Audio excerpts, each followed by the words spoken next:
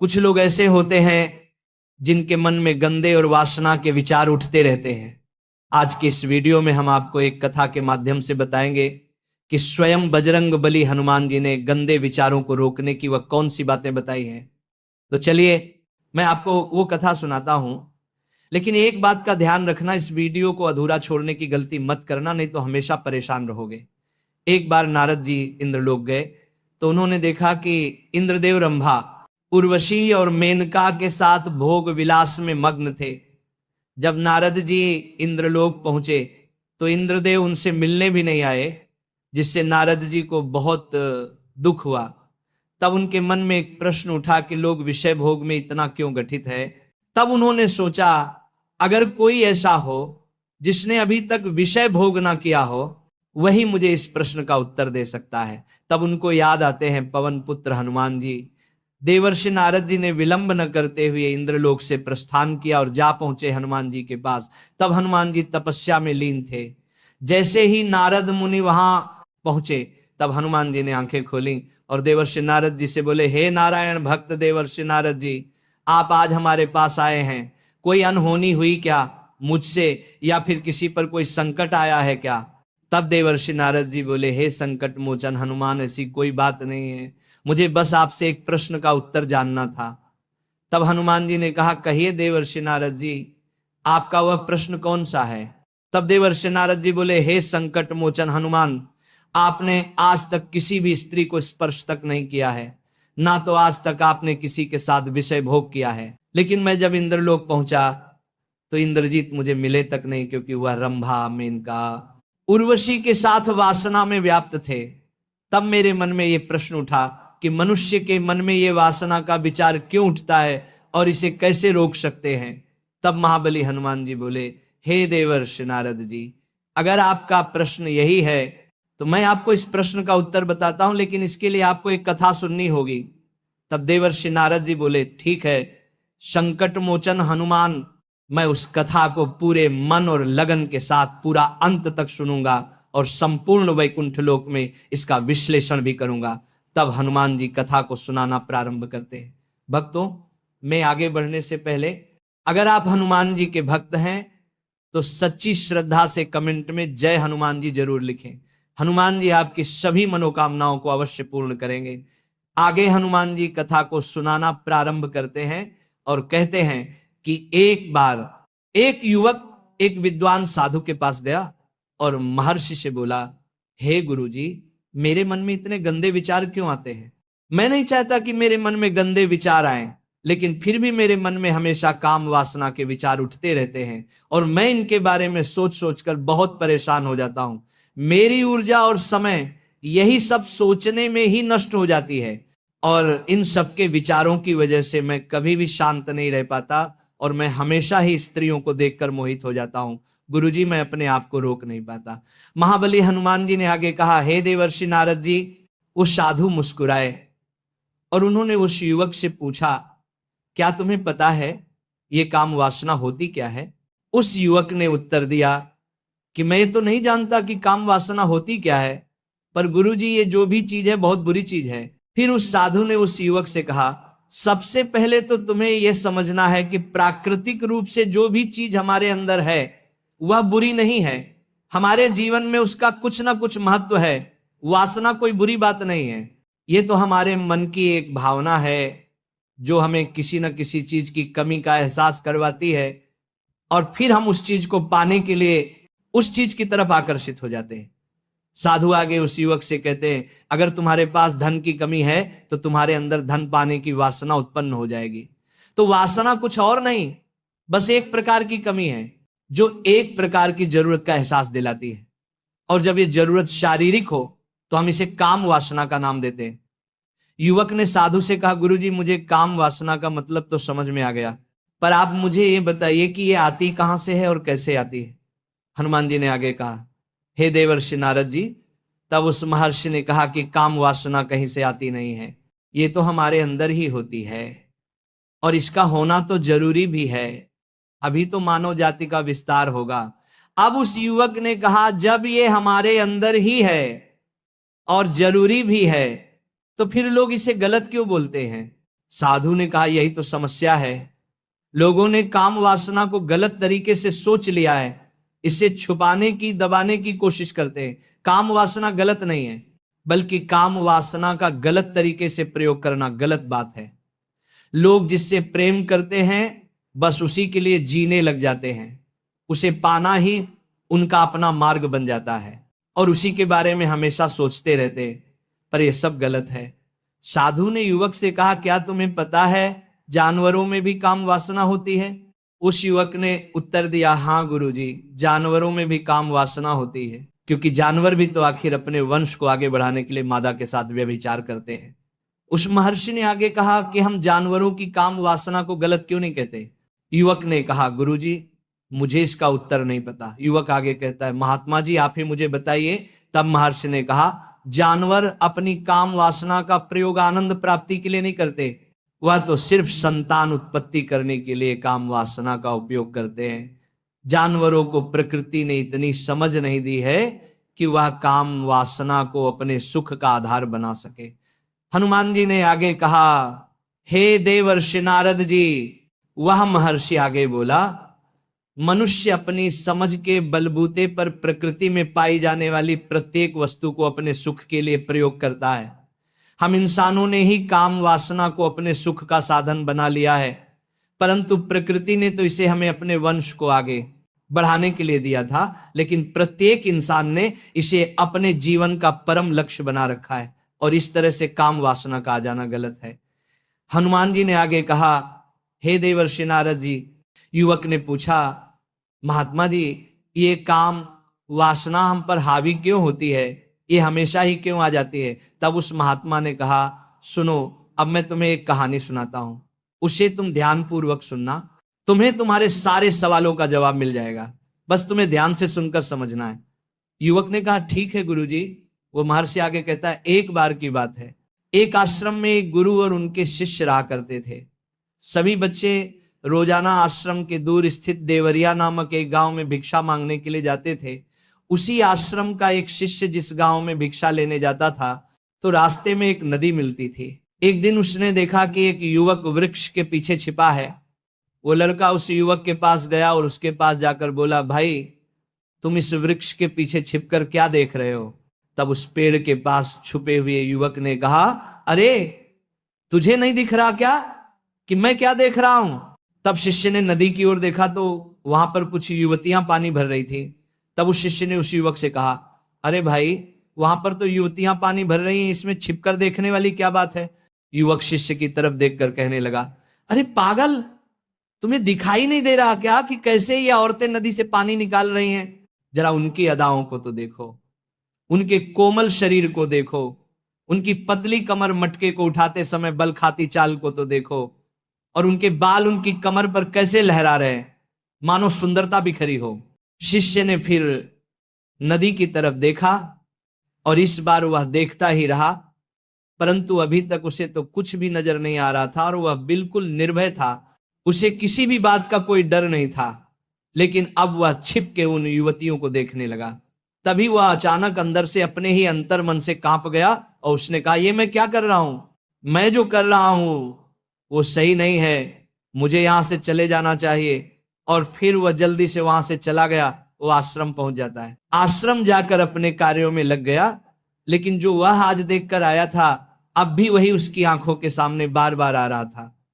उसके मन में वही दृश्य चल रहा था, उसका मन वही सब कुछ देखने के लिए उतावला हो रहा था। उसका किसी भी काम में मन नहीं लग रहा था। सुबह होते ही बहुत जल्दी ही शिक्षा के लिए निकलता है और उस नदी के पास वाले वृक्ष के पास जाता है जहां पर वह युवक पहले से मौजूद रहता था। वह शिष्य भी उसके साथ मिलकर युवतियों को छुप छुप कर देखने लगता है। महर्षि आगे कहते हैं कि अब वह रोज ऐसा करने लगा, लेकिन अब उस शिष्य का मन किसी भी काम में नहीं लगता था। वह हमेशा ही किसी न किसी प्रकार के विचारों में उलझा रहता था। वह आश्रम के कार्यों को भी ठीक तरीके से नहीं कर पा रहा था, ना वह ठीक से सो पा रहा था, ना वह ठीक से खाना खा पा रहा था। उसका मन बेचैन रहने लगा था। उसका मन बार बार उन युवतियों के सौंदर्य को देखने के लिए उतावला होता रहता था। जब उसके गुरु शिक्षा देते थे तब भी उसका मन कहीं और विचारों में खोया रहता था। जब शिष्य का यही रोज रोज का हो गया तो गुरु ने अपने शिष्य की इन हरकतों को भांप लिया था।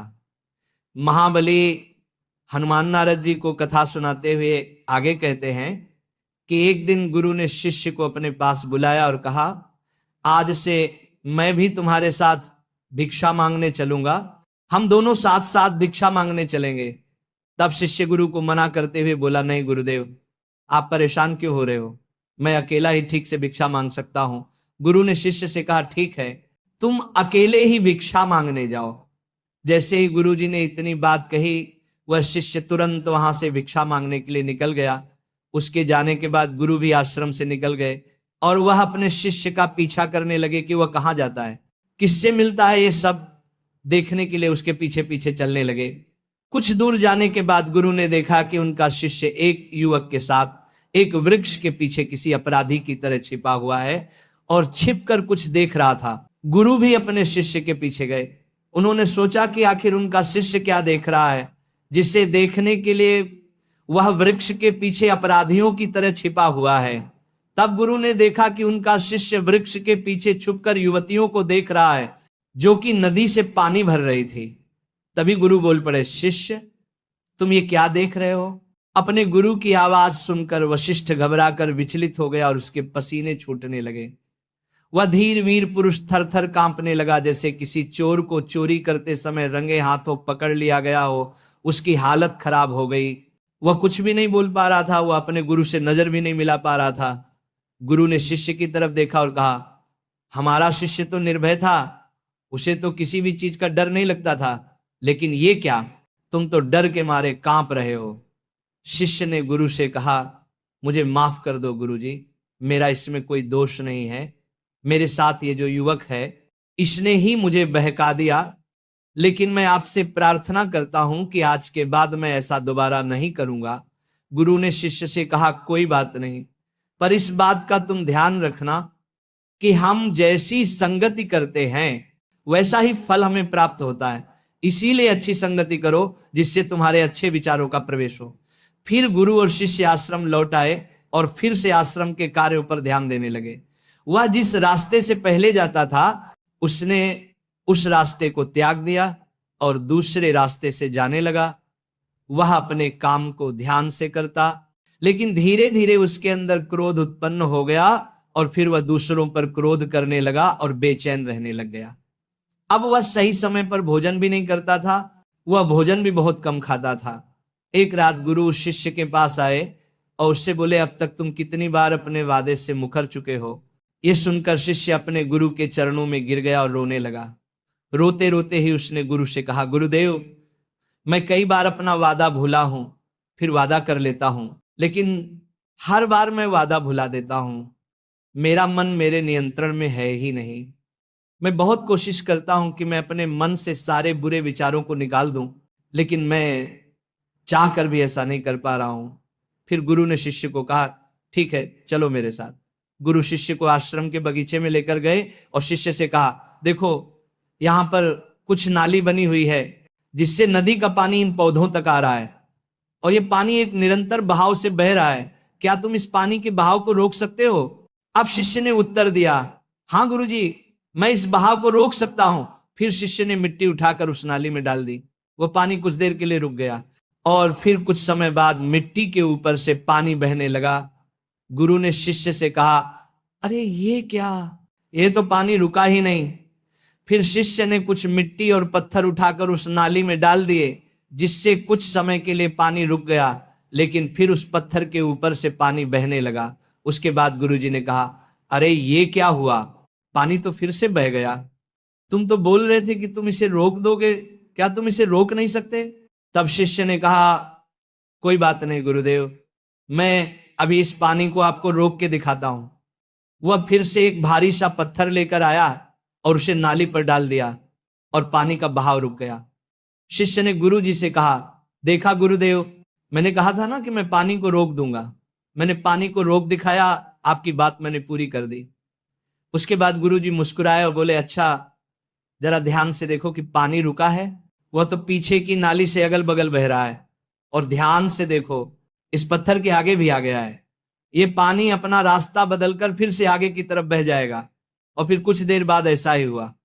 तब गुरुजी ने शिष्य को समझाया, तुम्हारे साथ भी तो ऐसा ही चल रहा है, तुम बार बार प्रयास कर रहे हो, पर हर बार तुम्हारा प्रयास टूट रहा है और ये हमेशा टूटता ही रहेगा। तुम कितना भी मिट्टी पत्थर रख लो, लेकिन पानी तो अपना रास्ता बना ही लेगा।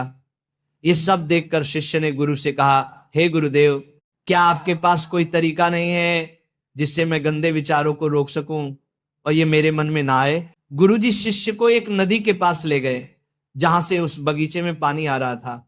गुरु ने शिष्य से कहा, वह पानी इसी नदी से जा रहा है, अगर हम यहीं से उस रास्ते को बंद कर दें जहां से पानी बगीचे में जा रहा है। तब शिष्य बोला, मैं इस पानी को यहीं से बंद कर देता हूं, तब आगे की नाली में पानी जाएगा ही नहीं। फिर शिष्य ने नदी से जाने वाले रास्ते में बहुत मेहनत करके पत्थर और मिट्टी डाल डाल के बंद कर दिया और गुरुजी से बोला, गुरुदेव, मैंने पानी को बंद कर दिया है, अब ये पानी बगीचे में जाएगा ही नहीं। तब गुरु ने कहा, अगर पानी बगीचे में नहीं जाएगा तो पौधों को पानी कहां से मिलेगा? उन पौधों को तो पानी की आवश्यकता है और उन पौधों में कुछ पौधे तो ऐसे हैं जिनको रोज पानी की आवश्यकता है, वह तो मुरझाकर मर ही जाएंगे, उनका क्या होगा? पानी तो हमें खोलना ही होगा। शिष्य ने गुरु की बात सुनकर वापस नदी से जाने वाले पानी का रास्ता खोल दिया। तब गुरु ने शिष्य से पूछा, अगर हम इस नदी के पूरे पानी को बगीचे की तरफ कर दें तो क्या होगा? शिष्य ने जवाब दिया, गुरुदेव, वहां पर जितने भी पौधे हैं वह नष्ट हो जाएंगे, वहां पर कुछ नहीं बचेगा। फिर गुरु मुस्कुराए और बोले, मैंने तुमसे ये सब जो करवाया तुमको समझ में आया कुछ? तुम इस बात को समझ पाए हो कि हमें किसी भी चीज को रोकना नहीं है, बस हमें हमेशा संतुलन बनाए रखना है। कम पानी से भी पौधे नष्ट होते हैं और ज्यादा पानी से भी पौधे नष्ट होते हैं। हमारा जीवन संतुलन से ही सही चलता है। गुरुजी ने शिष्य से कहा, अगर मैं तुम्हें कहूं कि तुम आम के बारे में मत सोचो तो तुम्हारे मन में सबसे पहले किसका चित्र आएगा? शिष्य ने कहा, गुरुजी, मेरे मन में तो पहला चित्र आम का ही आएगा।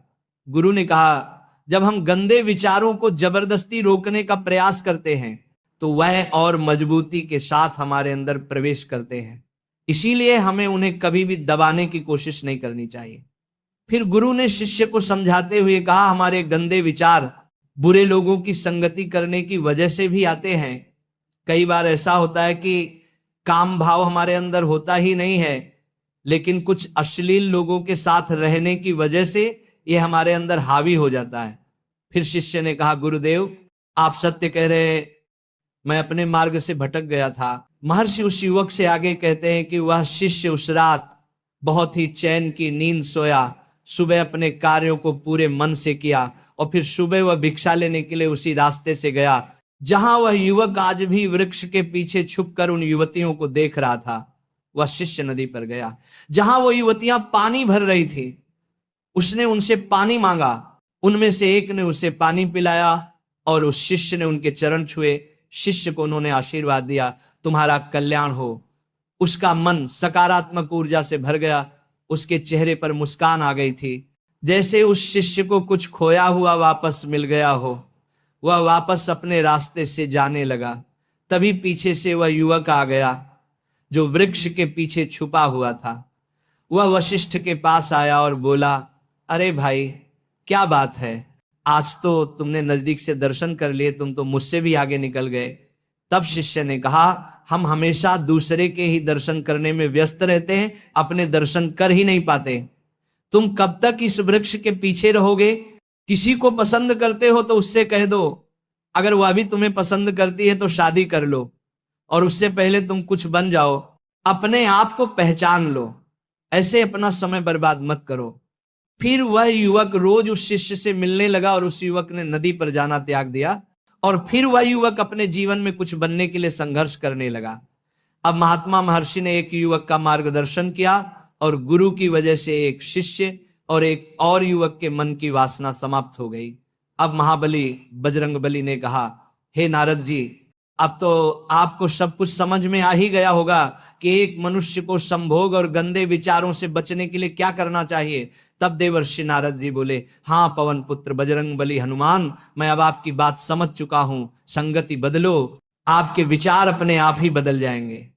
जब तुम्हारे मन में गंदे विचार आए तब आप अपने आप को दोषी मत मानो, केवल उन विचारों में संतुलन बनाने का प्रयास करो और अपने आप को पहचानो।